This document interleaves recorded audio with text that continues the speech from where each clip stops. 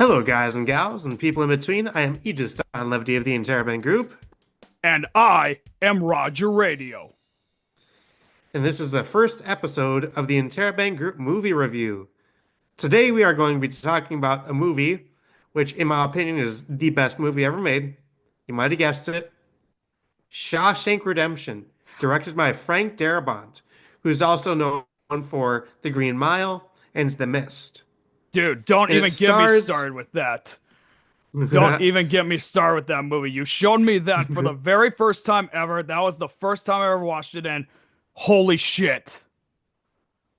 Just holy shit, dude. Like how have I never seen this fucking movie before, bro? I don't know, dude.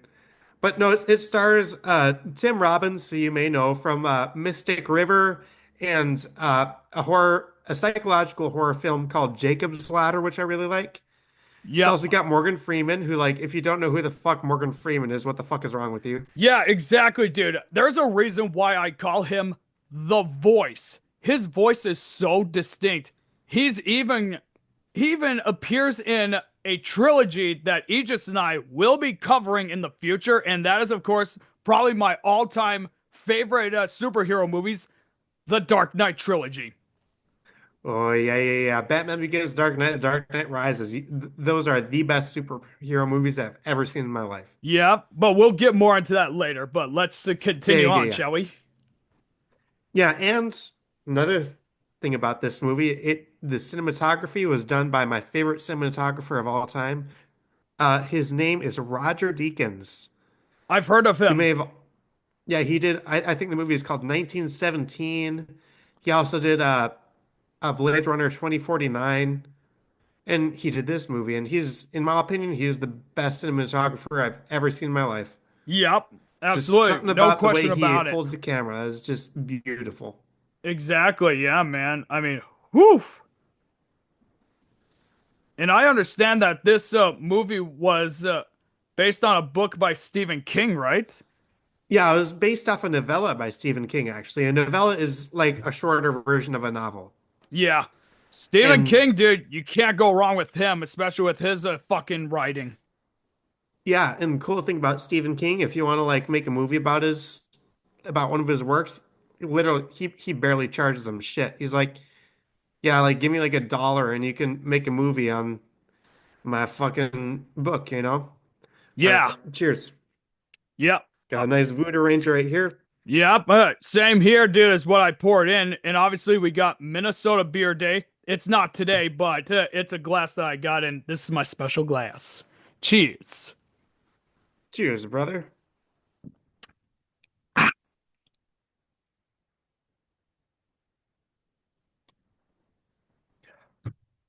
But yeah, what can I say about this movie really that hasn't already been said? It has probably some of the most iconic moments that have been memed, imitated Yep. so fucking much, dude. It's like holy shit, it is such a cultural phenomenon. The one thing that's so cool about, where they filmed all the prison scenes at, or, the whole movie overall, is that was Yep. actually recorded at the Ohio State Reformatory, which is considered one of the most haunted abandoned prisons in all of America. Really. I didn't know Yep. that. Among the probably the top 10 most haunted places because of everything that's happened there.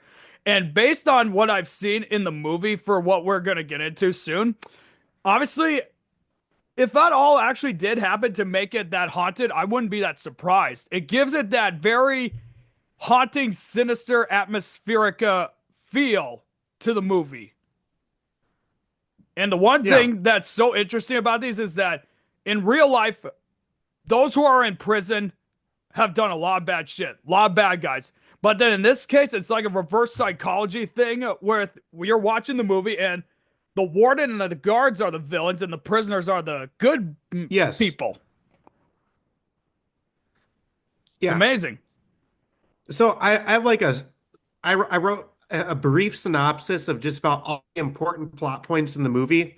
I'm going to be reading over that. We'll be stopping to discuss different parts when I get there. Do you Yep. have And anything else to say before I start? what's that? No, do you have anything you Oh want to say no, before I start? I wrote down like a whole bunch of notes, and I'm just gonna wait as we get to like start progressing down through the whole movie. But I'll tell you this, folks, like if you're around my age and you haven't seen it, go watch it. It is the best movie ever made. The Fuck, best movie fuck. ever made. Just one quick thing that I want to say. Family Guy actually imitated the whole movie within like a short period. Like they were doing like a episode talking about Stephen King movies, and they did Stand by Me, Misery, and Shawshank Redemption. And what do all those have in common? Joe Swanson gets Stephen King. crippled. You just froze, dude. Dude, are you there? You just froze. You good? Yeah, I was gonna say, dude, you just froze Uh, for a moment. yeah, you froze for a moment too. You said Swanson gets something. Yeah. Oh, okay, I see what's going on here. Fucking internet connection. God damn it, I fucking hate this computer so much, but it looks like it's fine now. Oh, but yeah, that being said, folks, we still have a lot to go through, so but like I said, Joe Swanson gets crippled in all the fucking clips. That was kind of how I knew what Shawshank would look like, but I didn't think it would actually be serious like it was. All So, right, and before we go into it, I do want to give a warning. Spoiler alert, we're going to the entire fucking movie. If you haven't seen it yet, go watch it. If you have, or if you haven't and you don't plan on watching it, then you can listen. But it is such a good movie. Watch it yourself before you listen to us. yeah, absolutely. No doubt about it. Okay, folks, we're having kind of a technical difficulty moment thing right now, so just give us a moment. There we go. Yeah, Where did it cut I me think off there's at? I think there's something up with my Wi-Fi quick. Can you I'm gonna quickly stop this for a moment, and I'm gonna quickly And reboot my restart your. internet. Yeah, but all right, folks, we'll be right back. Sorry in advance. Quickly do this. Up, hold on a minute. You're seriously not gonna let me fucking record again? Hang on. Okay, there we go now. Yeah, sorry about that, ladies and gentlemen. I'm having some fucking internet issues, but we're gonna try and soldier on with what we can. Anyway, Aegis, Yeah, so what was it that you were about to say quick? yeah, so spoiler alert, we're going to be talking about the entire damn movie. So if you haven't seen it yet, go watch it. And if you've already seen it, or if you don't plan to watch it, then sit down and listen to us talk about it. Yeah, pretty Because it is much. such a good movie. Watch it. Absolutely. We Absolutely, are going to man. spoil the shit out of it. Yeah. And if you guys don't want to be spoiled, if you haven't seen it yet, turn off the fucking video right now. So, alrighty, dude. You ready? Yeah. All right. All right. So it starts in 1947. Our protagonist, Andy Dufresne, is on trial for the murder of his wife and the man she cheated on him with.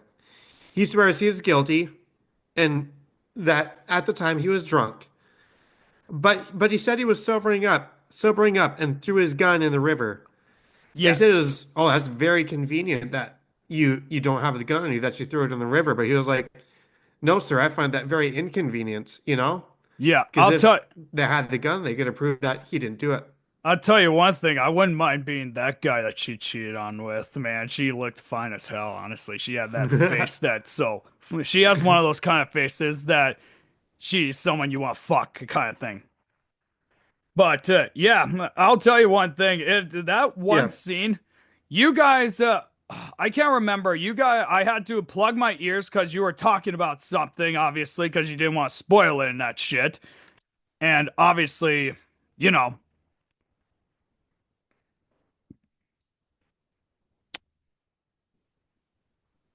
yeah. Can you see me again? You just froze Yeah, for yeah, a I can moment see you again. again. Yeah, I was gonna say if you have to check your internet too, in case it could also be that too. you know. But I'll tell you this though, right after he got sentenced to life in prison, folks, did he like show any emotion at all? I can't remember. Yeah. Oh, another important thing is there were four shots in the two of his victims.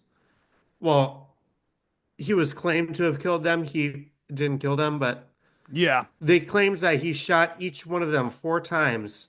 A revolver only has six shots in it, which means he would have had to like shoot each of them like three times and then reload, you know? Yeah. I tell you, them revolvers back in the days, man, they looked nice, deadly as hell. Oh yeah. I'm gonna quick do one thing with my TV, see if it's maybe at my side. I'm just gonna Yeah. shut it off to make sure it's not on me. Yeah, you go ahead. I'm gonna keep going here and while we're at it. But yeah, folks. So basically, like he goes on, he is accused and is convicted of murdering his wife, and obviously he gets sentenced to life in prison without parole or any of that. And I'll tell you one thing. That's when it brings us to our very own main guy, Morgan Freeman, who plays as Ellis Red. His Red name is Redding. Red. Well, I was saying People just Ellis call him Red Red Redding, yeah. though. Well, I'm giving people a fucking idea, man. I, Jeez. I know. I know. I'm just adding on to what you have to say. Yeah. And from what we have seen, Red is a very clever con man. Yeah, He he's the guy who can get you anything. Yep. All you just gotta do is just go up to him, ask him what you need to get, and he'll get it for you. Like every time, You, like you when just I got to saw, pay yeah, like when I saw that stuff of when he was doing that, it almost looked like the show Hogan's Heroes where they were able to like get stuff, get intel, and Yeah. that kind of stuff. That's what it reminds me of right there. And it was much easier back then to get stuff because, no, remember prisons back in all those days. It wasn't until Yeah. maybe at least after Alcatraz that things really tightened up in the prison system. Yeah, so when we're introduced to the character of Red, he's having a parole hearing and he was rejected. Very sad. And it's kind of inferred that he's gone through this shit before so many times. Like, it's like, do you feel remorse? Shit like that. And he's like, yeah. And they still fucking reject him. Yeah. I'll tell you one thing though. Like, remember, this was in the 1940s, and this was during a time Yep. of discrimination and all of that. So there could have been some discrimination there. Who knows? So yeah, But well, he did kill a guy, yeah, but still, he was black, so they're gonna treat him like a black man. You know what I mean? yeah, exactly. I mean, that's my point. Is that the point is like this is the 1940s, all right, and this is during the Jim Crow era, as they called it, and this was long before the civil rights movement. So that's something to really consider as well. Yeah. I'll tell you one thing Then he that, says, huh? "Oh, go ahead. Sorry, go ahead." Oh no, you go ahead, man. Okay, so in the movie it says, "I'm the guy who can get it for you." So when Andy Dufresne asked me to smuggle Rita Hayworth into the prison for him, I said no problem. Rita Hayworth, man, a very iconic name right there. I mean, if no one knows who Rita Yep. Hayworth is, then folks, I mean, do you not know the black and white era of cinematography? No, no, like the original name for the story when he wrote it is like a novella and like a book that was full of just short stories he wrote. Yeah, That the actual title of it wasn't called The Shawshank Redemption. It was called Rita Hayworth in The Shawshank Redemption. yeah. I was trying to think. That was like, but I think Rita Hayworth was like an actress's name too. I believe, if I remember Yeah, yeah, correctly. it was the name of an actual actress, and she was very beautiful. Yeah, she was probably one of the earliest sex symbols prior to Marilyn Manson. Hmm. No, Marilyn Monroe. I meant. Sorry. I was listening to some of my Marilyn Manson. All right, so you guys gotta cope with me on this. Okay. But So then there's like this beautiful fucking cinematograph cinematographic shot of like Yeah. all the fucking prisoners like walking toward these people who are getting marched on into prison, you know? Yep. That fucking theme song, dude, that they play when they're coming in, dude, it's like Hmm. so ingrained into my brain, dude. I can literally hear it right now as we speak. And then there was like, that was when I first laid eyes on Andy Dufresne. And then he makes a bet with some of the other veteran inmates about who will be the first one to crack in the first night. And Yeah, Red. he betted like how many packs of cigarettes. Yeah, Red put all his bets in on Andy Dufresne. Yep, because it's saying that he would be the one to crack. But then that brings us to the next part that we'll get into in a minute. But from what I was told, or from what I've seen with the prison guards, they were dressed so much more formal back then, like dress shirts, ties, you name it. Yep. You don't see a lot of prison guards like that anymore today. And then that's when we meet the when we're seeing the guards see for the first time. That's when we see the main guard, who is played by Clancy Brown, who is probably one of my favorite hard ass kind of actors, you know, because he has that Yeah. intimidation look to him, which he works really good as Byron Hadley, who was the captain of the prison guards. Yes. And that's also when we meet the warden, Samuel The Norton, warden. who is Yes. played by Bob Gunton. Excuse me. You're good. Okay. And yeah, the warden says when all the newbies are marched in, he says, rule number one, no blasphemy. I'll not have the Lord's name taken in vain in my prison. The other rules you'll learn as you go on. Then this one guy asks, when do we eat? This fucking guy like goes, psh. He's like, you eat when you say you can eat. You shit when you say you can shit. And you piss when we say you can piss. You got that, you mega dick motherfucker? Byron Hadley, man. And that was just the beginning of some of the brutality that we will see from him once we get to it closer. Yeah, so then the warden says, I believe in two things, discipline and the Bible. In here you'll be receiving both. Put your trust in the Lord. Your ass belongs to me. Yep. That's like what every drill sergeant says when you enlist.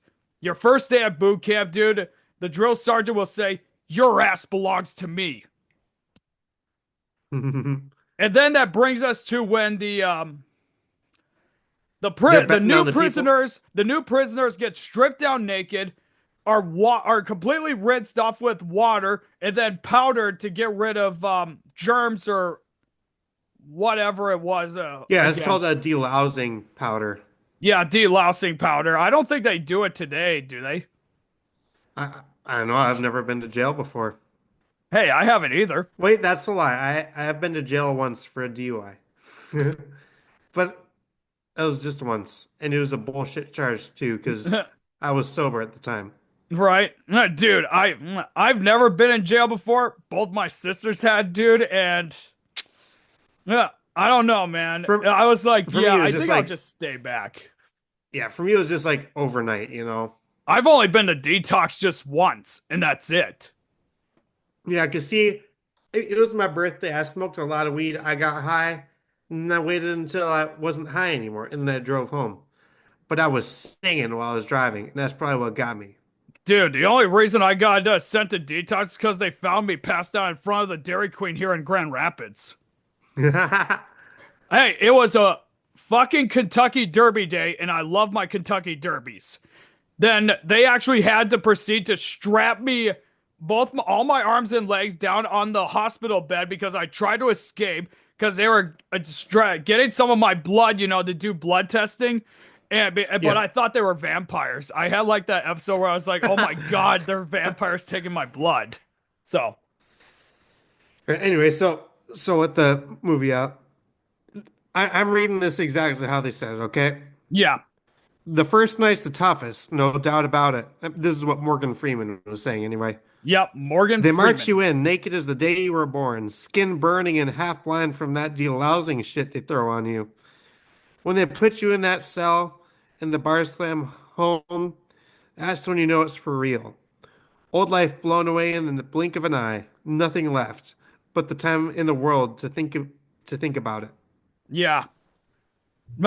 Yeah, I was gonna say, it's pretty much how it is. And then, right after lights close and all that, all the other veteran prisoners start chanting, "fresh fish," which is like one Yeah, of them. fresh fish. Like when you yell at them upon arrival, it's kind of like one of them initiation or ritual kind of things for like it would be like hazing in college, Yeah, but yeah, it's like they're the hazing equivalent of prison. yeah, and then they all start going like, "Hey, fat ass, hey, fat ass," Yep, to try and like get the one that they bet on to squeal, you know? yep. And unfortunately, that one fat guy did squeal.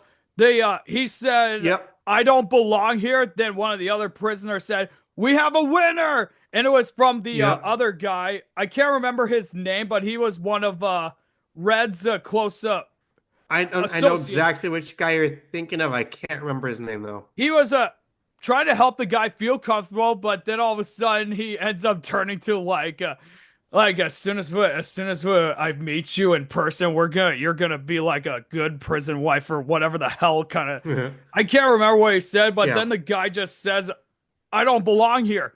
We have a winner," and all of a sudden we got my man yeah, Byron yeah. Hadley coming in with guards. All right, what the hell's going on here? And No, so I can't remember what one of the prisoners said to him. And he says, "Yeah, you're gonna say it now with my freaking baton shoved up your ass if you keep no, it up." no. So what happened is like they said, we have a winner, fat ass by a nose, and they beat him to death. Like this one guy mentioned, like when the guards came, was like, oh, he was speaking blasphemies and shit. He's being blasphemous and shit like that, you know? Yeah. That's what they said. And Oh then yeah. they beat him. They literally fucking beat him to death. That dude died. Yeah. Yeah. I was gonna say. I remember Hadley said, "I'm not gonna wait 5 minutes or till tomorrow. I'm gonna say it right now. You better shut the fuck up before I beat you." And the guy just kept persisting, saying, "I don't belong here. This is a mistake." And he just had enough, and he took off his hat, said, "Open the cell." They opened it. He grabbed him, Yep. and then he gave a warning saying, "If I hear one more time, I'm gonna send every single one of you to the fucking infirmary. Every last Mm. motherfucker in here," and then just left like nothing happened. Yeah. And then Morgan Freeman says his first night, Andy Dufresne cost me 2 packs of cigarettes. He never made a sound. Never made a sound at all. All right. So then it goes to fucking the first lunchtime, you know? Yup. And fucking Andy Dufresne finds a little fucking maggot in his food. Yeah. The And one then thing. Brooks, oh, go ahead. Oh yeah. No, you go ahead, quick, dude.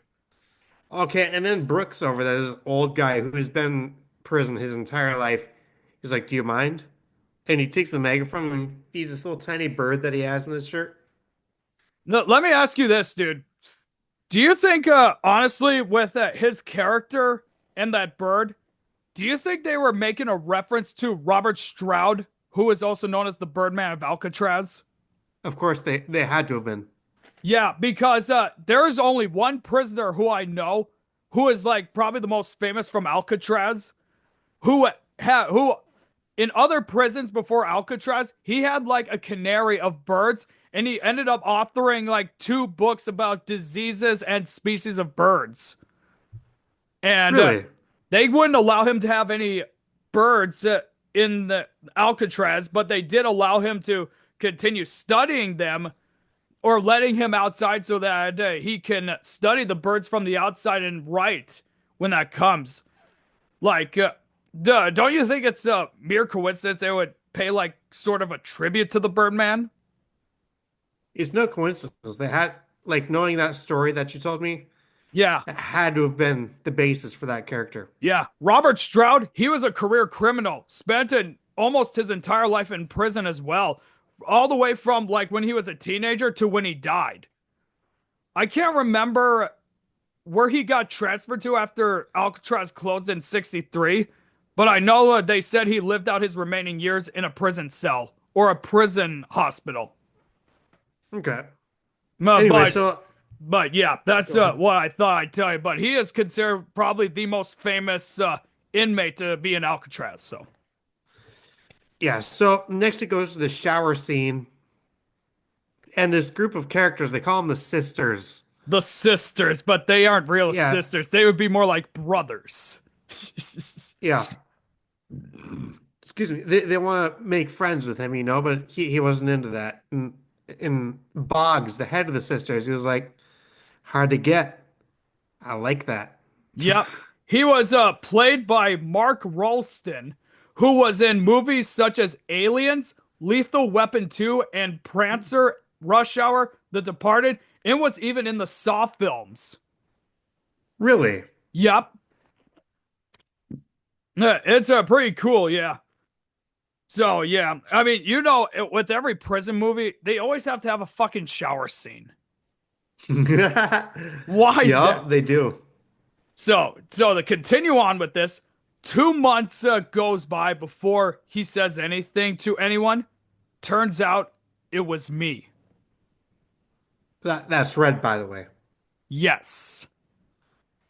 I thought that was a famous quote right there. Andy, I Yeah. believe, says to Red, "So I understand you know how to get things." Yep. First, before that, though, Red's like, "What are you in for?" He's like, I didn't do anything. I'm innocent." And he's like, "Everyone's innocent in Shawshank. You're gonna fit right in." They asked us to like, what are you in for?" And it's just like, "Lawyer, fuck me," you know. Lawyer fucked Except me. unlike all these other people, this dude Andy Dufresne is actually fucking innocent. Yeah. That's the thing. It's like he's innocent. But like he said, dude, everyone's innocent. Yep, You yep. know? But you are correct. He did say like, I hear a guy who can get me things. Yep. And he asked for a rock hammer. And he's like, "Where are you gonna fucking break out with that? You're gonna kill someone?" He's like, You'll understand when you see the rock hammer." And he gave him like an extra charge because it's such an unordinary item to get. And Yeah. he was like, "Hey, if you tell anyone I got this for you, we never do business again." We are never gonna do business again, that's for sure. But no, and then he gets the rock hammer. It's just a little tiny little fucking hammer that's used for like forming rocks into shit. Yeah. Like, yeah. I know what you're talking about, man. Then he Um, also mentions to him that the sisters have taken a real liking to you, especially Boggs. And then Angie Dufresne says, "I don't suppose it would help if I explained to them I'm not homosexual." And then he says, "Neither are they. You have to be human first. They don't qualify." here's the thing. Here's the thing, like when I think about it, like remember, dude, you're in prison. Every guy is gonna have urges. So what do you think Yeah. is going to happen? Do you understand why there's like a usual increase in like prison rapes? And not to mention prison wives. There is a guy who I know whose name I'm not going to mention for privacy reasons. He's a close friend that he ends up getting busted for walking on a freeway somewhere down south. He ended up becoming a fucking prison wife for 3 months. Damn. Yeah. And it was obviously to a guy named Bubba. There's I know when you say Bubba, you make me think of that guy at work. Let's leave it at that. Yeah, no one knows who he is. He wouldn't do that, but you just say Bubba, and I think that guy. Anyway, so yeah, Red ends up getting the rock hammer and gets a joke. He says it would take a man 600 years to tunnel under the wall with one of these. Yeah. Brooks is going around, like giving people their books from the library because he works at the library. Yep. And then he gets to fucking Red, and Red's like, "Here, take this. Here's a pack of cigarettes. Give it to fucking Andy Dufresne." Yep. So he gets to Andy Dufresne. He's like, "Here's your book," and he gives him the book and the rock hammer. Yep. So obviously, I'm just going off of my notes here. Obviously, we know that when it comes to like new people going to prisons, beatings and rapes are usually part of the so-called hazing ritual. Yes. Because like, no, you're going into a prison with very hardened criminals or prisoners, and the newcomers obviously are entering hell, literally. Yeah. And that's what we've seen with Boggs trying to take advantage of Dufresne. But Yeah. Dufresne Because next, manages to fight him off. yeah, because like what I have written next is the sisters beat the shit out of Andy.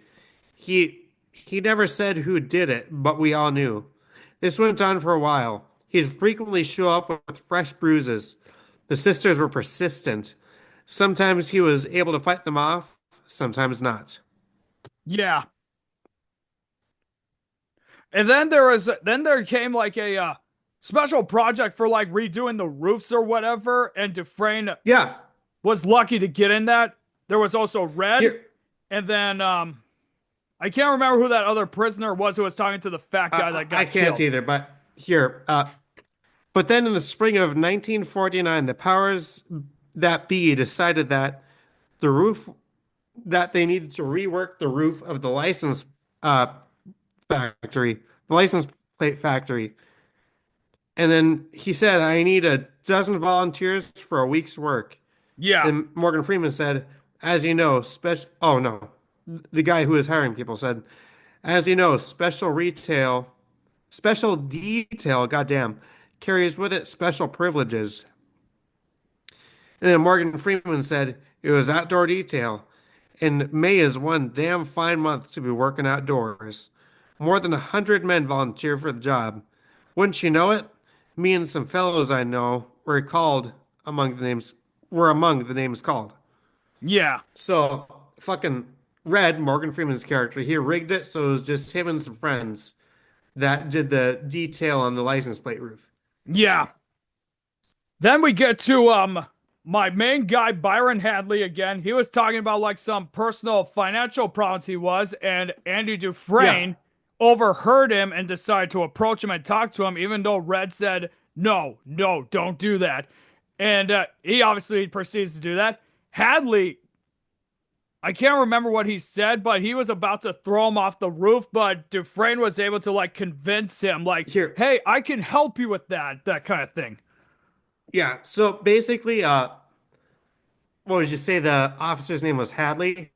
Yeah, Yeah, so his brother died or something, and he left him a bunch of money, but it was like, with the IRS, they're gonna take so much of that money. yeah, And Andy Dufresne was like, "Hey, do you trust your wife?" And he's like, "You fucking piece of shit, you don't talk shit about my wife, you know?" And he yeah, was about to throw him over the side of the fucking roof, and he was like, "No, what I'm saying is, if you trust her, you have this, you can have like a one-time like gift of money to your wife." And he basically explained that he could keep all that money without the IRS taking a cent. And he said that he could help fill out the forms to do that too. oh yeah, and I And can't he was remember like, what. "Yeah, yeah, I'll help you with this, but you under one condition. Got to give me and all my friends working up here a bottle of suds, which means a bottle of beer." Yeah, beer, which is which is what we're doing right now. He proceed, yeah, and then Hadley he just lets him go, and next thing you know, they had like how much beer already. So pretty much Yeah, Dufresne but already started building respect for his negotiating, is what I would call it.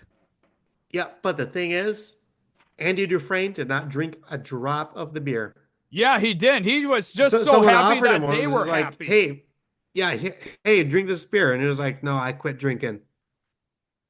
Yeah, but Red even said from there on, we all respected Andy Dufresne or whatever he said. I can't remember. Yeah, something along those lines. Yep. And it was like I said, like that earned him a lot of respect and impression, and they started respecting him. Oh, and that brings us to I can't remember what happens between this and the next scene, but okay, so they were down in like some boiler room or wherever it was, or laundry mat. The sisters again attack Andy Dufresne. He manages to fight them off, and after Boggs spends how long in the hole, he's able to go back to his prison or cell. But guess who's there waiting for him? Hold up. That's a big jump. I want to read this piece first. Yeah, So let's see. So yeah, after the drinking part, Andy was talking to Red about chess and wants to make his own chess pieces. That takes part later more importantly than it does sound right now. yeah, And then later on that night, like he's using the rock hammer to carve his name into the wall. That will also play an important part in later of the movie, in the latter yeah, of the movie. All right, and then there's the movie scene. They're watching this movie with Rita Hayworth in it. Andy asks Red to smuggle Rita Hayworth into prison, and Red says it'll take a few weeks, but he'll do it. And he goes back to the projector where he's confronted by the sisters. You were just talking about this. yeah. Bog Oh, tries it to was in get, the projector room. Yeah. That. yeah, Oh, yeah. the first. It was So, the laundry area was where the first beating took place. yeah, yeah. And what I have written down here, it says, Boggs tries to get Andy to give him the suck, threatening him with a shiv. But Andy replies, you should know that sudden, serious brain injury causes the victim to bite down hard. The vic says they bite down so hard they have to open the victim's mouth with a crowbar. They settle since he's got the upper hand here. They just beat the shit out of him. Yep. And yeah, Andy spent a month in the infirmary while Boggs spent a week in the hole, which is solitary. Yep. When he gets back to his cell, as you were just saying, yeah, do you want to just continue this? He gets Yeah. back to his cell. Yep. He goes back to his cell, and Byron Hadley just happens to be waiting for him, and he said, "Is there something wrong?" And he just proceeds to beat the living shit out of Boggs. Hmm. And I guess that was kind of, from my interpretation, I think Hadley was kind of backing Dufresne up, like, hey, Yeah, he yeah, doesn't have to take this because he shit helped from him you with that anymore. like a financial thing. Yeah, so hey, why not pay back a favor, right? And then Yeah, Morgan Freeman said two things happened after that. The sisters never laid a hand on Dufresne again, and Boggs never walked again. He spent his last days of his life eating food through like one of those feeding drinking tubes. food through a straw. Yep, drinking food through a straw because he was being so fucking bad, dude. Like, even that last shot that they saw of him being put on the ambulance, dude, like, oh my God, my boy Byron really did a number on him. But he did fucking deserve it, dude. Like, Oh yeah. okay, so just a quick side note, dude. So that Family Guy clip that I was telling you about, where where they were making fun of Shawshank Redemption, right? Yeah. The warden says, "I tell you what? I'll even have that guy that rapes you in the shower crippled." And Peter, who plays as Dufresne, says, "But I like that guy." And Carter, his father-in-law, Carter Pewterschmidt, who was the ward, said, "Too late," and it was Joe Swanson getting his legs beat in. And No, then all of a no, sudden, so Joe, he'll be like, "Ah, my legs!" Yeah, folks, I encourage you to watch that fucking episode. They even did Stand By Me and Misery, and those are two other movies that I actually have not watched either. I've seen Misery, but I've not seen Stand By Me. We might have Misery to is really good. That's what I've heard. But Stand By Me, dude. Fucking River Phoenix in that movie, dude. That was probably his first big role, dude. And he was like 16 years old when he did that movie. All right, so next I've written to surprise him after he gets out of the infirmary, they collect some rocks for Andy. And there was a scene like this guy was like, "Hey, I think I found a rock." And the guy was like, "No, that's a horse apple." And he's like, "What the fuck's a horse apple?" It's like petrified horse shit. It was like, and, Yeah. and then yeah, when Andy got back, uh, on his bed was a poster of Rita Hayworth, and it had a note on it that said, "Free of charge, welcome back." Yeah. That's dude, that's such a nice thing. It reminds me of um just off topic, dude. That part almost reminds me of that one scene from Escape from Alcatraz, which is a movie that we need to do next. I fucking love Escape from Alcatraz. Yeah, It reminds me of when Clint Eastwood, who plays as Frank Morris, who was one of the people who was famous for the Alcatraz prison escape of '62. He would spend like how many months in the hole or weeks in the hole, and this mouse that belonged to another inmate brought a message for him, and it said, "Welcome back home." yeah. If there's two, excuse me, there's two other prison escape movies we got to watch. Is Escape from Alcatraz and Escape Plan with fucking Arnold Schwarzenegger and Sylvester Stallone. Have you ever seen that one? I've seen the first one, but I have not seen the second one. I'm in the same place. I've seen the first one, but I don't dare watch the second because I know it is not going to be as good. Yeah, dude, we might as well just take a look at it anyway, just for the sake of it. Yeah, we could just watch it for the hell of it. Yeah, And if it's a bad movie, we could make a video saying like this movie sucks. If it's a good movie, we can make a video going, this movie is really cool. yeah, we'll just say it for like a YouTube video. We'll just say Yeah. Escape Plan 2 sucks, and then just cut out. Yeah, just like a 5 second video. It's like Escape Plan 2 sucks. The end. Don't waste your fucking money on it. That's money you could use for like getting yourself some condoms and a beer. Like you're like if that was me, dude, I'd rather spend like how many hours having sex than watching a shitty ass movie. Okay. So that's just me, anyways. All All right. right, so continuing on with this movie, like I said, so the pretty much the synopsis of it is Dufresne was doing what Frank Morris was doing, and that's the subject of Escape from Alcatraz, and that's pretty much like getting the necessary stuff needed and chiseling away through the wall kind of thing, just like planning his escape sort of thing. Yeah. Can we take like a 5 second break? I gotta go pee. Yeah, let's do that. Folks, we will be right back. Don't go anywhere.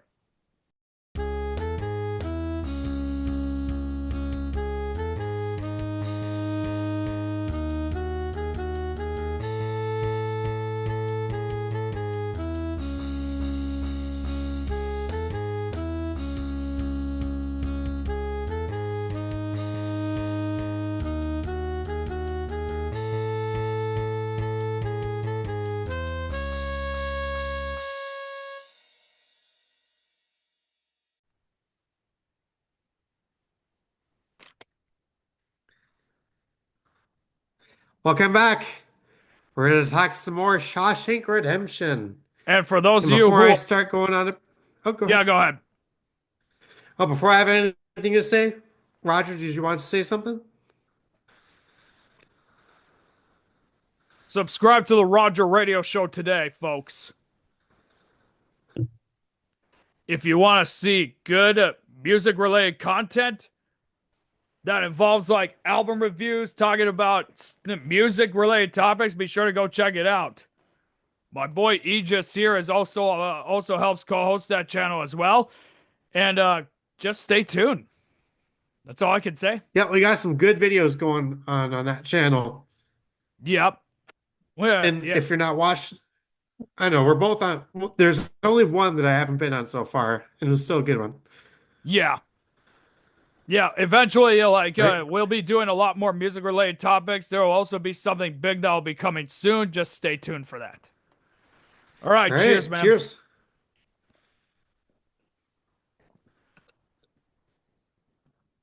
Ugh.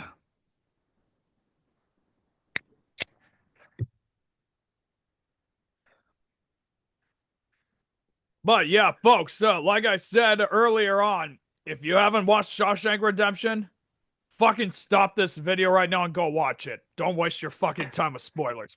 Ah, fucking bitch. Ugh.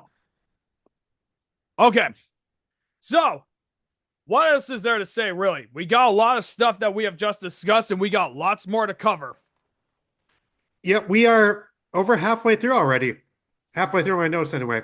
Yeah, I will say this quickly, and this is just a little off topic. Yep, Like when it comes to like getting going into the penal system for the penal first time, system. that's what it's called, dude. That's what it's called. Like I know, it just sounds funny. the penal system can really mess with your mind, and we will explain why in a second. I think it has something to do with the prison librarian Brooks, right? So next, what happens is they have a surprise inspection, and among the cells that they were tossing, they went into Andy's cell while Andy was reading his Bible. You know? Yep, just reading it. Yeah. So they toss the cell, and the warden talks to Andy himself, takes his Bible, and he says, "Pleased to see you reading this." They exchange their favorite passages, you know, Yep. and they find his chess pieces and a rock blanket. And a rock blanket is kind of like a piece of sandpaper, but made for like shaping rocks. The guard that tossed his room was the same one who Andy helped earlier with his fucking financial situation. Do you remember his name? Oh, who's that? The guy who Andy helped with his fucking with that financial situation. Oh, my boy Byron Hadley. Yeah, Byron Hadley. He was the one who tossed his cell, and and he says it's pretty clean. Some contraband here, but nothing to get into a twist over. The warden looks at the poster of Rita Hayworth, and he says, "Can't say can't say I approve of this, but I suppose exceptions can be made." What do you think the warden meant by how he said it? Is it that I they think it was see? like Is this it that is they? a sec. No, It's I'm because just he's like trying to very think. religious, you know, and it was like this sexualized picture of a I woman don't on his know. wall, and it was like, I don't know. Do eh. you? I don't know. Do you honestly think, for your opinion, do you think that Andy Dufresne looks trustable for what Depends will who be you coming are. later on? Like Red can trust him, and he's good to trust him, but the fucking warden puts trust in him, and we'll get to that later on. Yeah, let's get to that later. But yeah, it's let me put it to you this way, man. Like, obviously, inspections could also be included in that. You'd be surprised, like, how many wardens and prison guards can overlook even the simplest things. And I've seen Hmm. that firsthand when I was watching Escape from Alcatraz, which I will not get into fully. So, because we gotta watch the movie, but bottom line is there was a prison inspection in that movie too, and that's that. Yeah, and then later that day, the warden brings Andy to his office to ask if he enjoys working in the laundry, to which he says he doesn't. He moves him from the library to help Brooks out at the library. Or as I call him, the Birdman of Shawshank. And after like a few days or some period of time, A guard comes down to Andy and says he was thinking of setting up a trust fund for his kids' educations. Andy helps him with that. He fills out the forms and shit for him, you know? Yeah, Yeah, and Andy wants to expand the prison library. So he starts sending letters to the state senate to get more funds and donations to the prison library. One letter a week. yeah. It He sent also, them one letter a week to get more books and more funds. yep. Yeah, I mean, here's the one thing that I'm looking up, and I'm just reading the Wikipedia on this. No, okay, so the warden sends Andy to work in the library, but in reality, to leverage Andy's financial expertise for managing the finances of the warden and other prison staff. Yeah, because the following April, Andy did tax returns for half the guards at Shawshank. Year after that, he did them all, including the wardens. The year Yeah, after that, they rescheduled the start of the intra intramural season to coincide with tax seasons. All the guards on the opposing teams all remembered to all remembered their W-2s. It got so busy that at tax time that Red helps him out with like the forms and shit. yeah, yep. It is so insane, dude. And also, yeah, and like writing the weekly letters to the state legislation, he requested funding to improve the library more, which he did. Yep. And then that also brings us to probably one of the most heartbreaking moments. Brooks, obviously, he was in a very distressful state. He was even holding one of the other inmates, the guy who made fun of the fat guy on his first night before he got beaten to death, Yeah. with a Yeah, shank because he was like, cause I don't want to leave. I don't want to leave. And he was like, yeah, wait, because what they is this approved him about? for parole and they were gonna let him go. And he Yeah, was like, I don't want to leave. And if I stab this guy in the neck, I can stay here. yeah, and this is where I go with it, and this is where I'm gonna just go off topic right now, dude. Is that the penal system fucks you up mentally? Yes. That's it. Like if you've been in prison as long as he was, dude, you just want to stay in. You would never be a you That's your life too. That's all you have to live for, you know? pretty much, and you wouldn't be able to adjust to the outside fucking world, dude. He wasn't able to do that, man. It was so heartbreaking. And then, Do you want me to read the entire speech that he said please do, man. when he got Please out? do. Yeah, please do. All right, so it's in the form of a letter that I wrote to the people back at Shawshank. It goes up, Dear fellas, I can't believe how fast things move on the outside. I saw an automobile once when I was a kid, but now they're everywhere.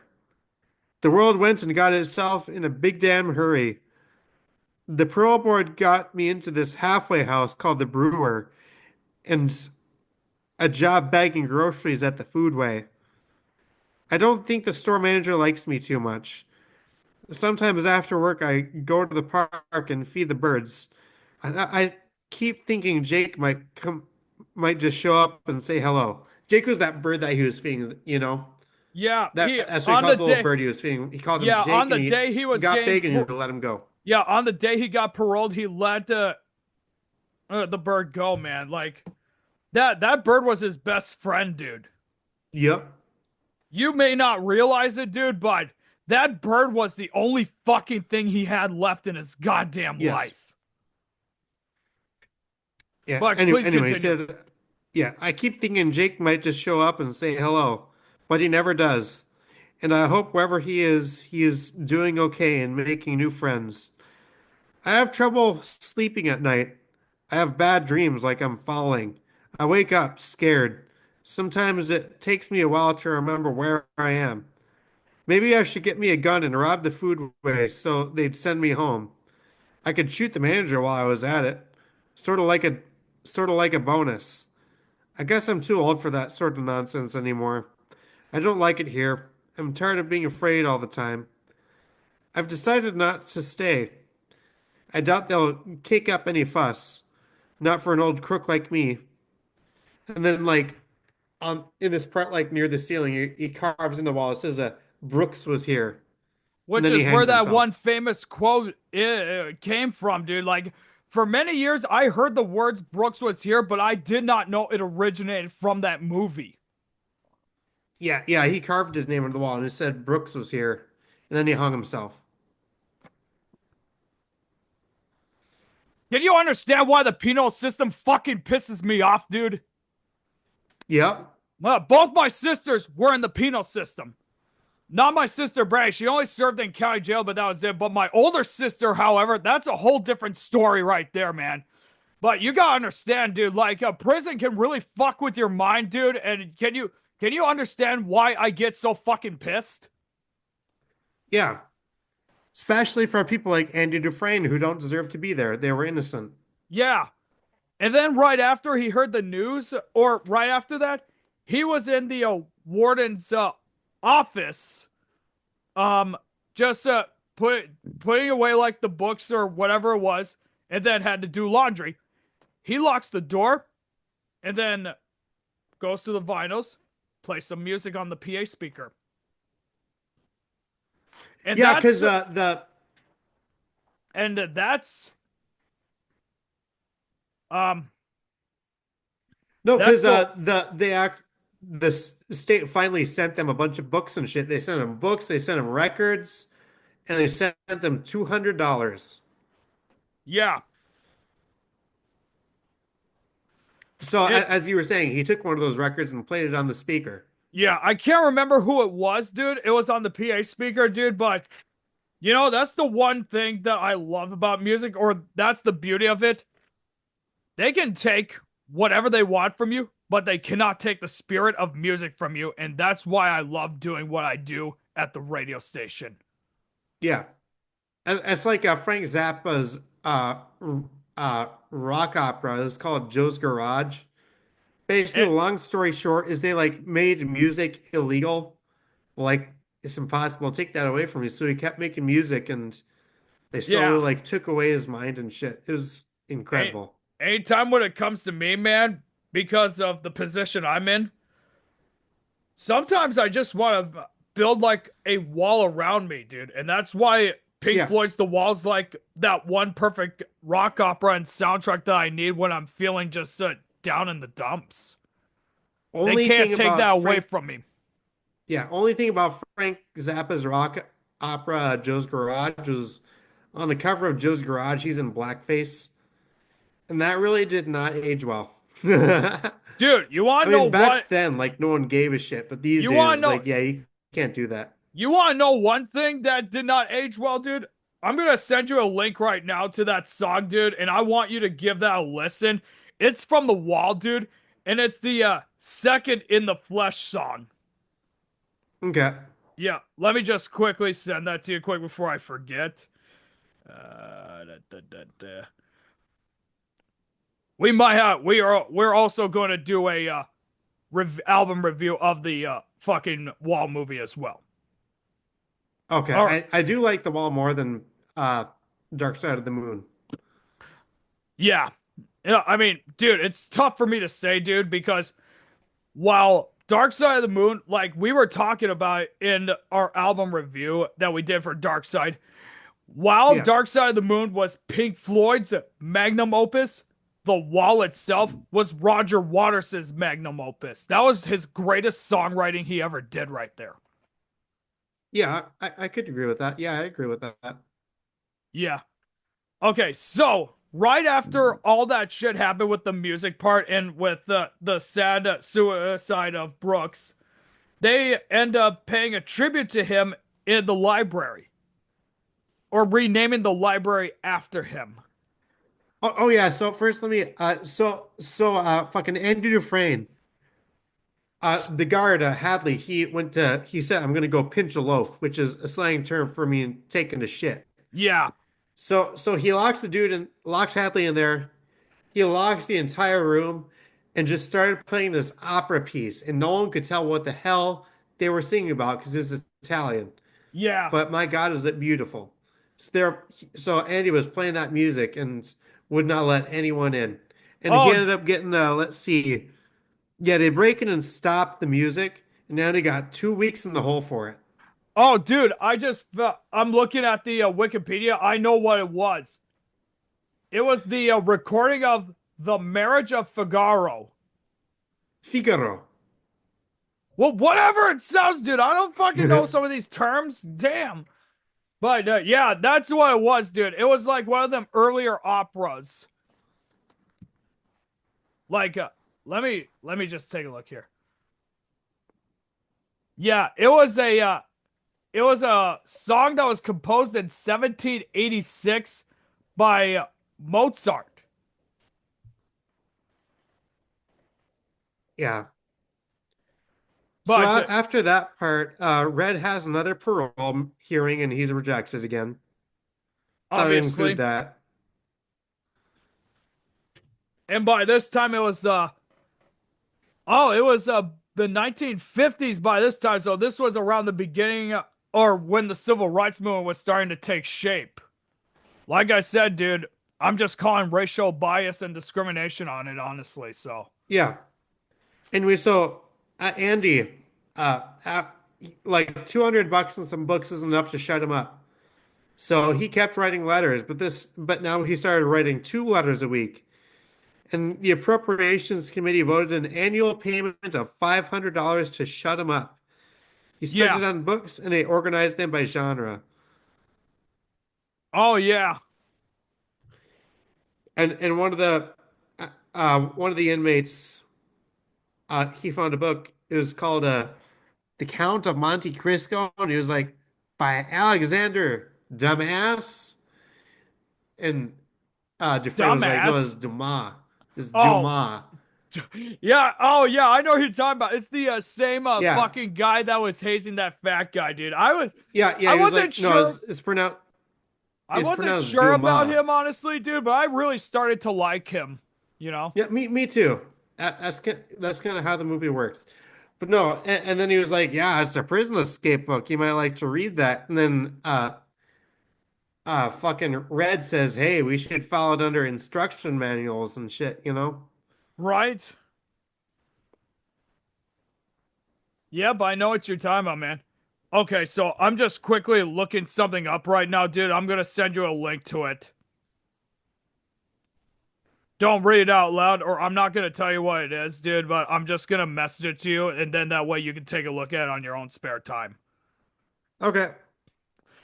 All right. So, continuing on with the Shawshank Redemption. I'm at Shawshank. God damn it, dude. These The fucking Scotch shit. voodoos. These fucking voodoos, dude. So, I think it was like maybe around, it now comes like maybe the 1960s or something like that. Andy and Red befriend a guy by the name of Tommy Williams. But just to quickly, before I forget, before I go off topic, um, Andy was laundering the money for the warden and all of them under the alias Randall Stevens. Yeah, I was just about to interrupt you and say that, but you said it.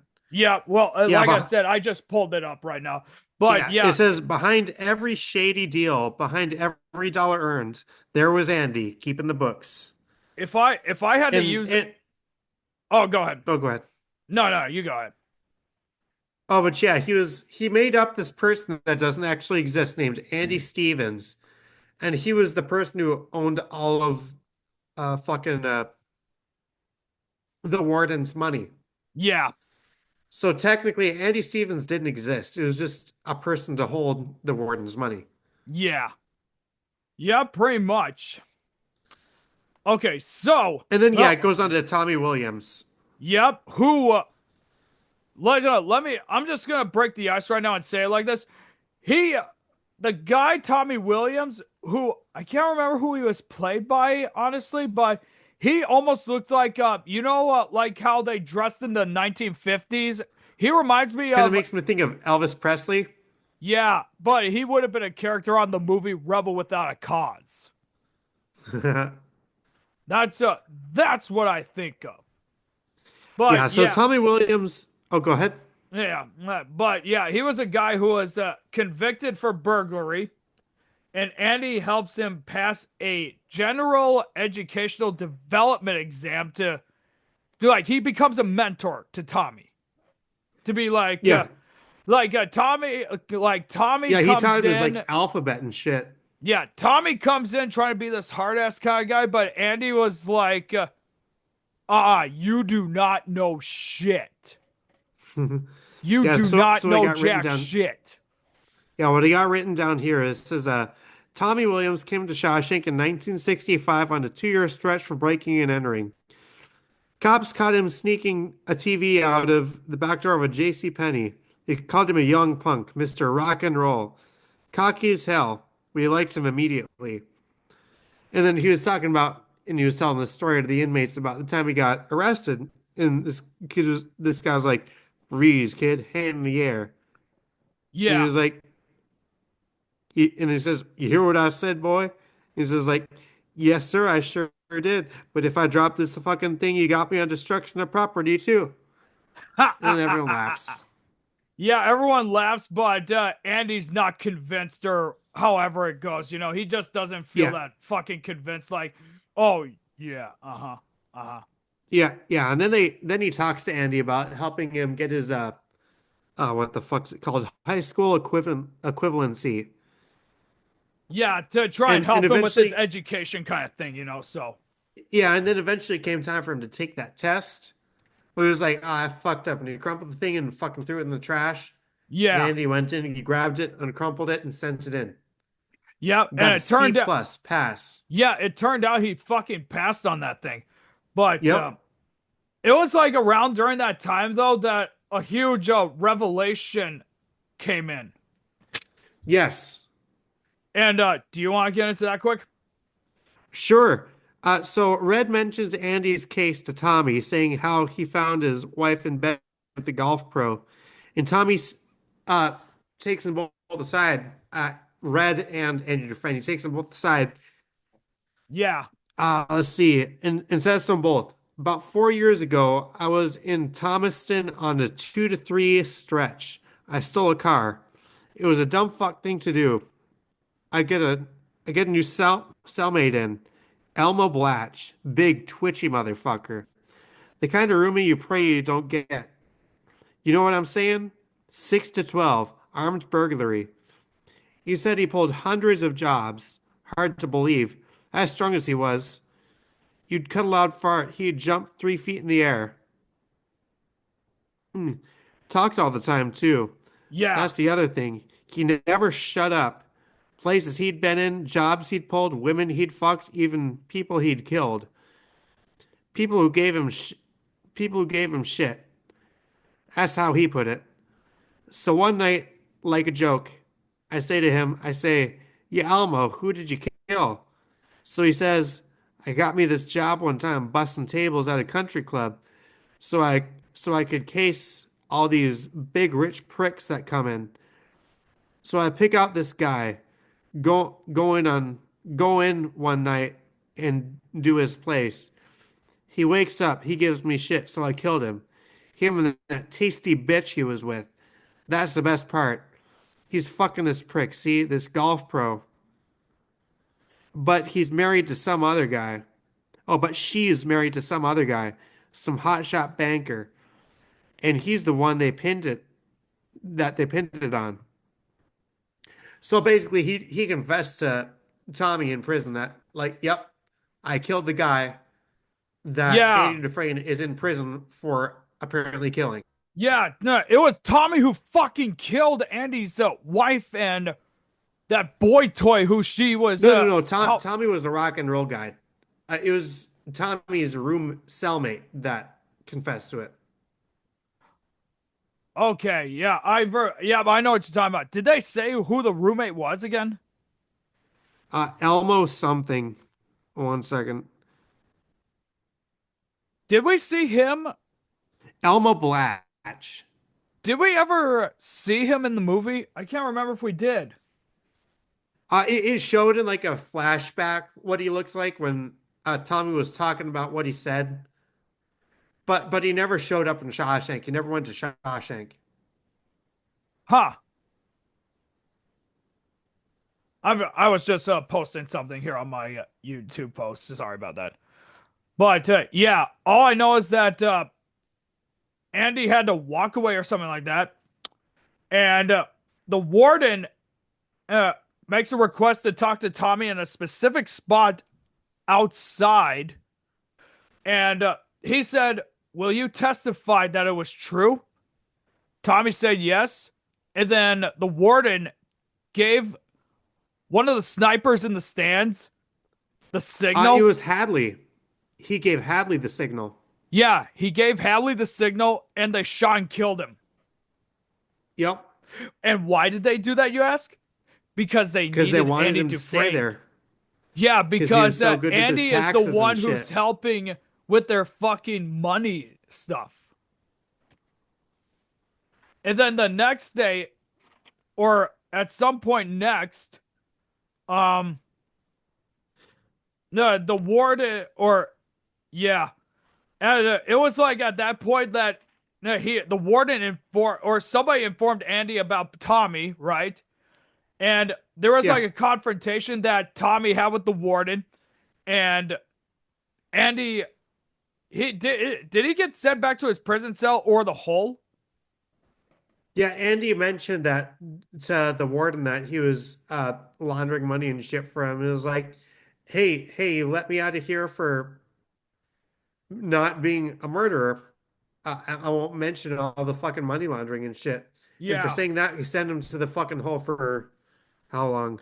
And and then the warden went and visited him at one point, and that's when we saw his more sinister side. Yeah, he got a month of solitary for saying that, for even mentioning the fucking money laundering. Yeah. And in the meantime, yeah, Tommy gets a letter from the Board of Education, and the guard brings Andy his food, and he says Tommy passed with a C plus average. Thought she might want to know. Yeah, that guard I think was probably the only real nice guy who was nice to Andy. I think at least Yeah, for the duration, or at least somewhat. And then I can't remember. It gets a little hazy at this point afterwards, but one thing leads to another, and one thing leads to another, and then we have probably one of the most famous and most imitated scenes in movie history: the prison escape.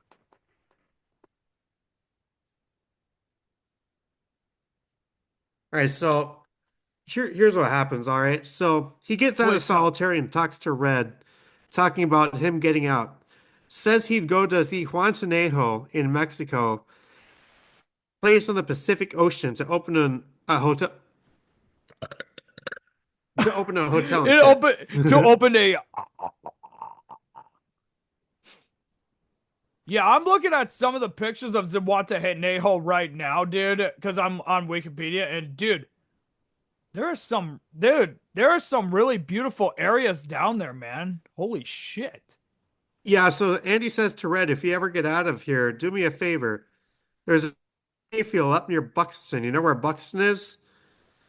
Red says there's a lot of hayfields up there. And he says, one in particular, it's got a long rock wall with a big oak tree out at the north end. It's like something out of a Robert Frost poem. It's where I asked my wife to marry me. We went there for a picnic and made love under that oak. I asked and she said yes. Promise me, Red, if you ever get out, find that spot. At the base of that wall, you'll find a rock that has no earthly business in the Maine hayfield. A piece of black volcanic glass. There's something buried under it I want you to have. Yep. Here's the funny thing. Um, yeah, that part really stuck with me most because, like I said in that Family Guy clip, they imitated that part. How Peter Griffin said it to Cleveland, who was playing as Red. He says that exact same thing. Underneath it, in a field in Buxton, Maine, under an old oak tree along a rock wall, there's a black rock that has just no earthly business of being there. In there is something I want you to have. And come to think of it, I've been here for like 30, 40 years, so it might be a shopping mall. If it's not there, buy yourself some nice cheap pants and good life to you.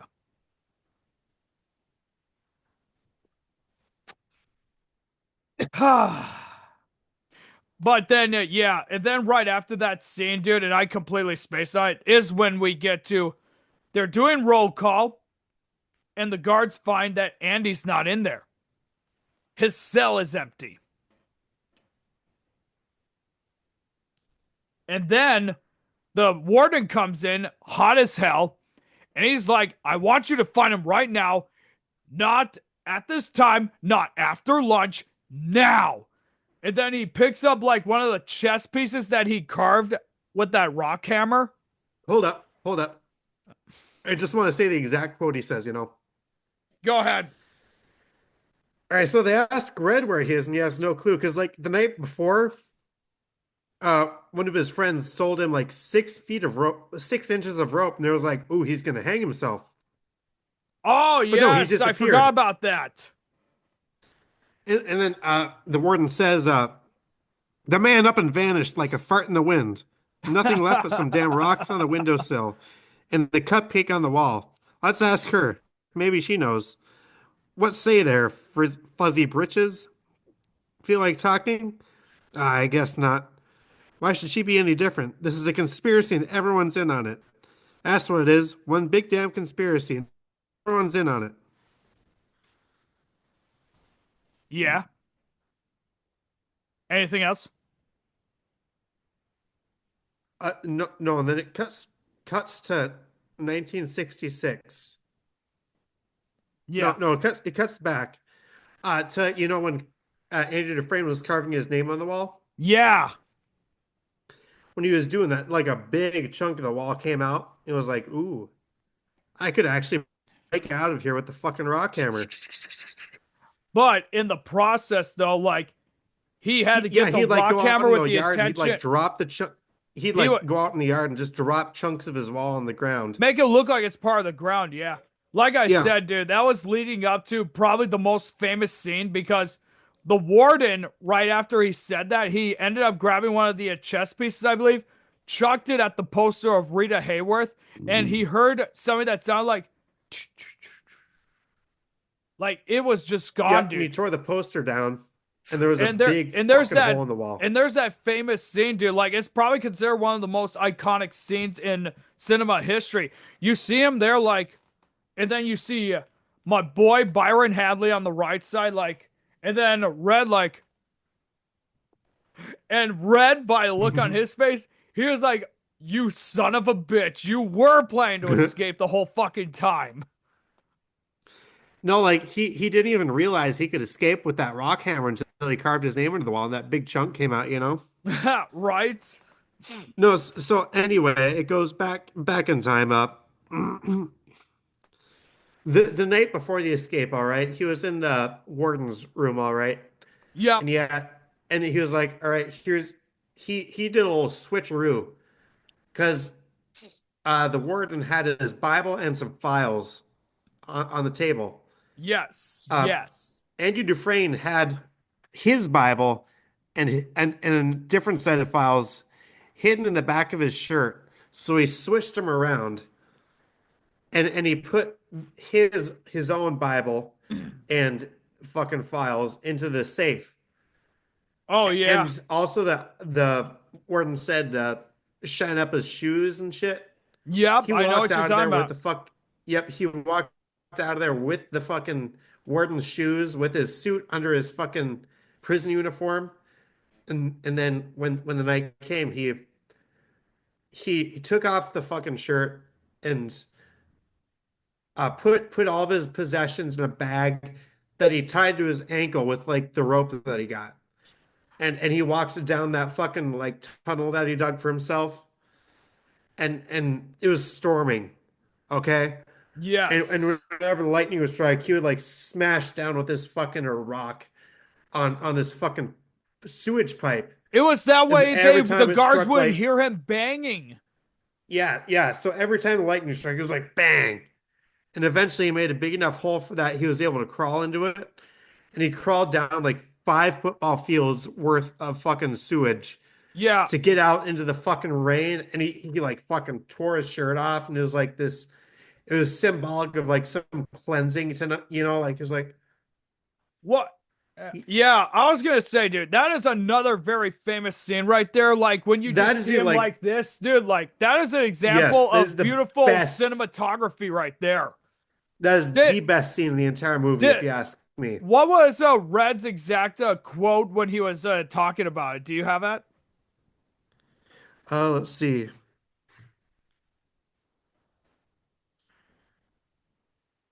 Because I know he said something about he walked through how many yards of God knows what kind of foul there was. Yeah, it was something like that. Yeah, I don't have it written down, but it was something like that. Yeah, but dude, that exact part, dude, probably one of the most iconic scenes in history. Oh There's no yeah. doubt about it. But Red, dude, I guarantee you was fucking proud as hell of him. Oh yeah.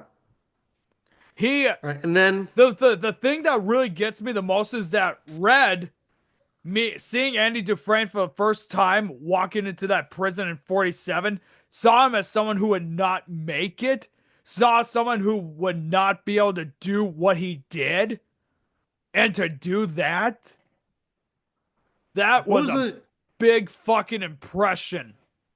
what was the name of that fucking character that Andy Dufresne made up earlier in the movie? Um, Something Stevens? Randall Stevens was the Randall alias he Stevens. used. That was the All right, alias he so used for the money laundering.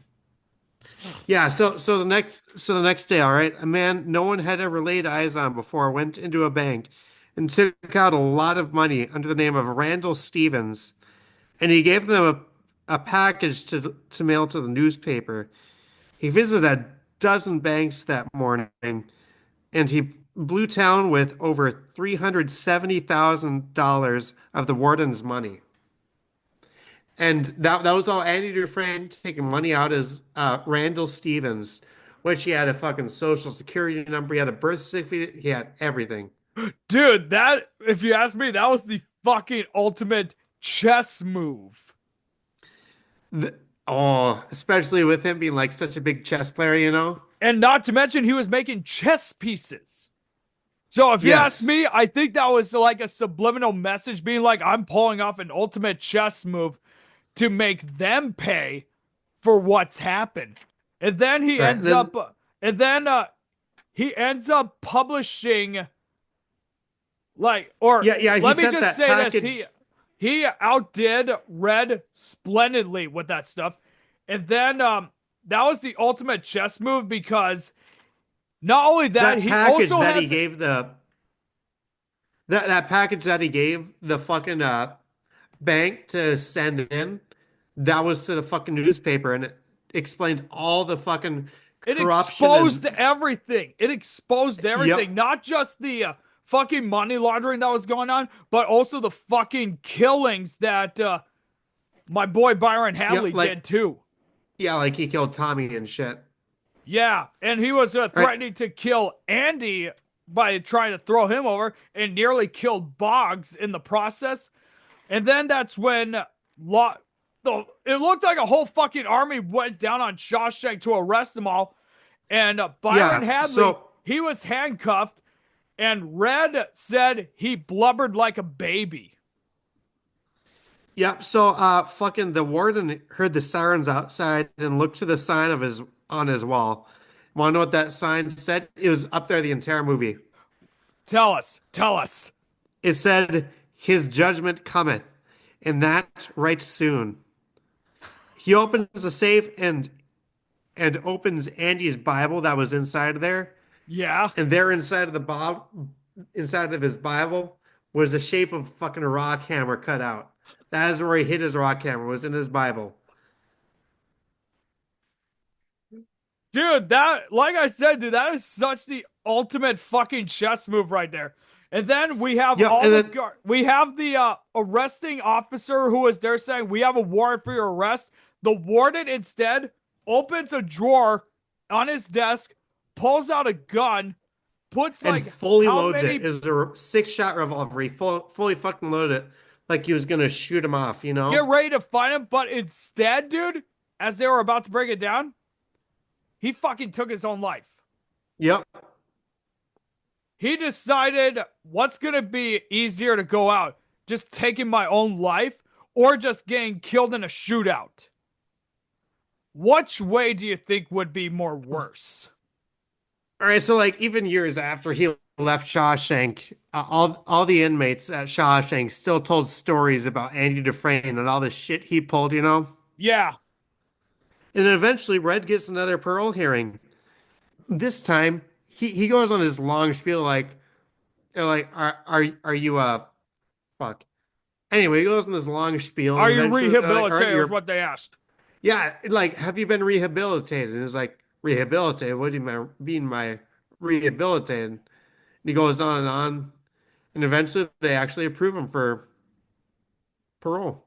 I think it was like, I believe it was mainly because he's like, if I had every chance, the last thing I would do is kill whoever again, or I can't remember, but he said, go ahead, Yeah. deny my fucking parole. And they approved him. Yep. He, And the speech that he gave, dude, very powerful. yeah, like I said, dude, just, I'm trying to think of this quickly. Like, his last speech was pretty much him saying, I fucking give up. I'm never going to be paroled, so I'm just going to fucking say what I'm going to say. And they actually approved him. Like, what year was this that he got paroled again? I got to take a look. 60 something. Okay, so that would have been when the Civil Rights Act would have been passed because the act got passed in 64. And remember, folks, I'm just talking from my perspective because remember, discrimination, civil rights. Yep, we are both white men. Yeah, exactly. So who do you think is going to get paroled more early or whatever? A white man or a black man? A white man, of course. Yeah. But in the end, Red did get paroled, man. After serving, it was 40 years. And just with like our dear best friend, man, Brooks, he started struggling to adapt to life. Yeah, he was put in the same fucking halfway house that Brooks stayed in. And he was given the exact same job that Brooks had. Not to And mention, he saw the sign. He saw the fucking yeah, message that it Brooks said, carved. yep. But no, at his job, like he could not like he went to ask his boss, hey, can I go use the bathroom? He was like, dude, if you gotta piss, just go piss. And Morgan Freeman went on like narrating. He was like, I, like I could not squeeze out a drop unless I had the proper say so, you know, because he was Like so I used to said, being in dude, that's prison what and the he could penal only piss system when he does was to told to you. piss. Yeah, Yep. that's what the penal system does to you. You do what you're told when to and where to. You don't have So that fucking right. You have to do what they tell you you can and can't do in prison. yes. So Red, no, Red goes and finds that rock that Andy Dufresne was talking about, you know, Yep, and right then after in the letter there hitching a was ride out there. And he had to literally yeah trek over to through like Buxton. how many yards?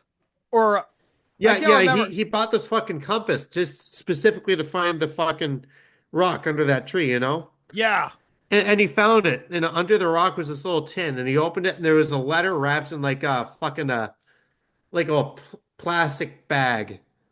Yeah. Well, And inside the how it bag, happened was that he did find that odd black rock that it was buried under. He moved it. There was like a metal tin case or whatever. It had the letter and it also included like all the money. yep, it had a bunch of money for him to go fucking find Andy Dufresne and to help him out with this hotel that he was building.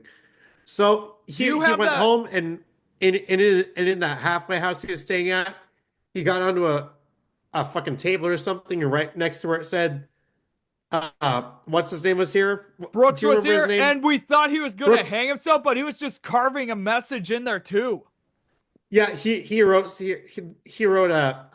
so was red, and then he left to go find Andy Dufresne, and they Let me met ask together you and they this, lived dude. happily ever after at the Do end. you have do you have the exact quote of that letter that Andy left for Red when Red found I it? do not. I think it was if you came this far, then you are willing to go further. Do you remember the name Yes, of the yes, you city? are correct. And then He definitely said and then that. Red said to himself, Zawantanejo.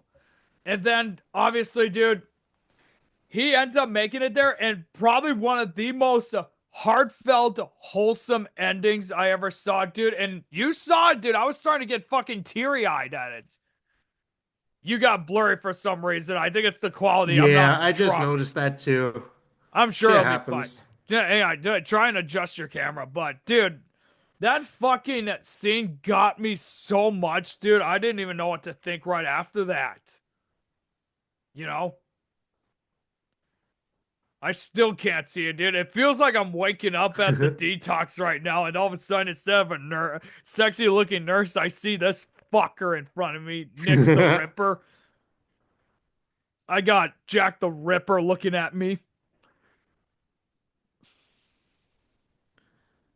All right, yeah, that's the whole movie. Got anything else to say? Like I said, man, that movie, oh my god, dude, it had everything about it has everything that's what it's about. The movie's basically about survival, you know? Yeah. I No, mean, in my opinion, gotta say it, that is the best movie ever made. I cannot think of a single other movie I've seen that hit harder or that was better than The Shawshank Redemption. yeah. I mean, I don't know, man. Like I said, dude, it is such an insane. It's bro, like I don't know how the hell no one got any Oscar wins for that. Honestly, man, I'm gonna. They were nominated for a lot of Oscars, but they did not win a single one, which is Yeah, fucked up because it deserved every single one of those Oscars that it was nominated for. I'm just quickly looking up the information right now. Honestly, so okay, so for Best Picture, The Shawshank Redemption was nominated for Best Picture, but they lost to Forrest Gump. Bu- bu- bu- bu- bu- I was the same year as Forrest Gump. Yeah, that was Forrest Gump that won that. I mean, like, is Forrest Gump was a great fucking movie. It still deserved Oscars, but this movie's better. That's what I thought. Yeah. Oh, and dude, guess what, dude? For Best Actor in a Lead Role, dude, guess it wasn't Tim Robbins, it was Morgan Freeman who got nominated. Yeah. And guess who he lost to? Tom Hanks of Who? Forrest Gump. But dude, I mean, Tom Hanks, dude, like honestly, dude, he does deserve it. I think, in my opinion, for that dude, Forrest Gump, that's probably Tom Hanks's best movie ever. Oh, it is. It definitely is. This is the best movie Tom Hanks ever did was Forrest Gump. Yeah, I'm just looking at more stuff right here. I'm gonna see if I can find any more of the info here. Just give me a minute. Um, you guys will have to bear me for a little bit. I'm a little drunk, so. Oh, Hmm. Best writing screenplay based on material previously produced or published. It was Frank Darabont for The Shawshank Redemption who got nominated, but he eventually lost to, of course, Forrest Gump. Let's see. Oh, Thomas Newman was a nominate who did the music for Shawshank was nominated for Best Music or Score. He lost to Hans Zimmer who did The Lion King. I mean, that's fair. That's fair. Yeah, and dude, remember, dude, I grew up with The Lion King, dude, and that's my jam. That's my shit right there, man. I mean, Hmm. you know what I mean? Let's see here. Best sound, it was Robert J. Litt. I just lost Aegis on Levity, folks. If you I was just guys trying to can, see if I could fix my camera focus by just walking away for a second. yeah, I don't know, dude. I don't know what the hell is going on with my camera right now, but at least it's recording. Yeah, I mean, dude, let's just be grateful for that, okay? Yeah. Okay, so anyway, best sound overall for The Shawshank Redemption, it was Robert J. Litt, Elliot Tyson, Michael Herbick, and Willie D. Burton. They lost to Greg Landecker, Steve Maslow, Bob Beamer, and David McMillan, who did the movie Speed, which was a movie starring Keanu Reeves. Okay. All right, let's see here. Oh, Roger Deakins was nominated for Best Cinematography, but lost to John Toll, who did Legends of the Fall, which was a epic Ooh. western that was starring Brad Pitt, Sir Anthony Hopkins, and much more, dude. Now I've Roger heard it's a Deakins deserved that Oscar. Roger Deakins is the greatest cinematographer I have ever seen. yeah, there's no doubt about it, man. Oh, I'm just taking a look at his info. Oh, he's collabed multiple times with the Coen brothers. Yeah. Dude, if we ever make like a short independent film, dude, we gotta do something Coen brothers style, because I do love my fucking Coen brothers. Coen brothers are great. Heck, if we did our own ripoff of The Big Lebowski, remember, dude, I got my fucking glasses here. Forget about the fucking toe. All right, so just taking one more look. Oh, and then finally, Sean, it was Richard Francis Bruce who was nominated for Best Film Editing for Shawshank. He lost to Arthur Schmidt, who did Forrest Gump. So yeah, dude, Damn. Forrest Gump gave Shawshank a run for their money. But honestly, dude, are you kind of surprised? I am surprised because this is the best movie ever made, and it did not win a single Oscar. It just gained such a serious cult following, you know? Yeah, that's what I'm thinking. It's like, wait a minute. I wonder how that movie actually did when it came out. I just want to take a look at its first Yeah, couple weeks. Because because on like some. IMDb, What's that? no, on IMDb, it is the highest rated movie on IMDb with, I believe it's a 9.2. Yeah. And Here. next is The Godfather. Yeah. Here's the thing, like with like a lot of these movies, man, like some of them take a little bit to start get a real cult following kind of thing. Yeah. I'm just reading through it.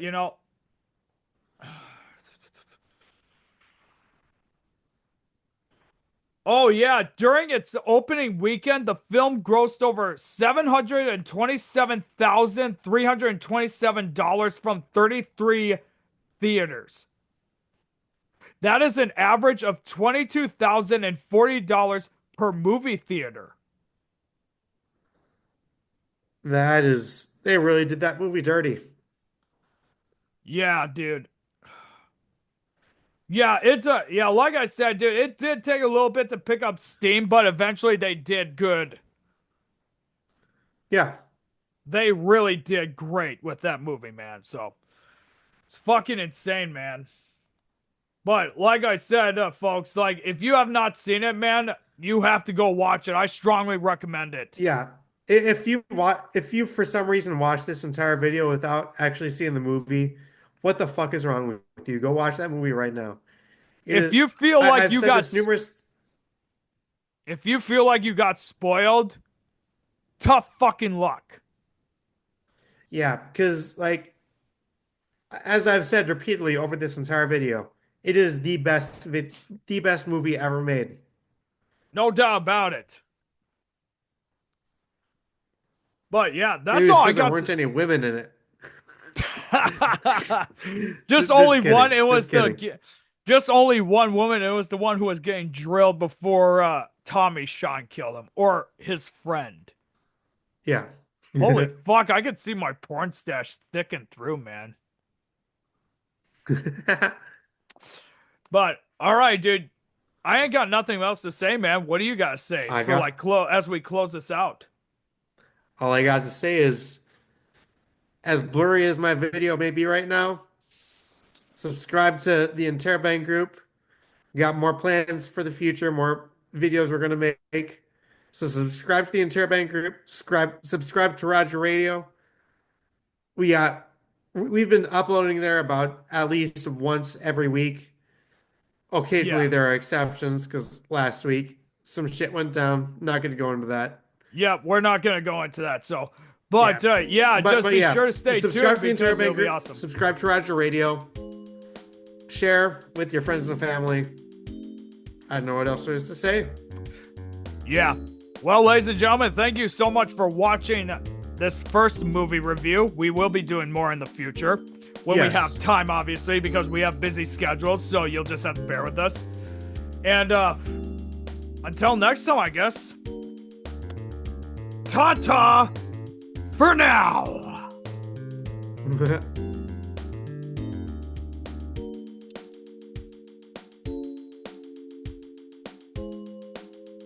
This is empty.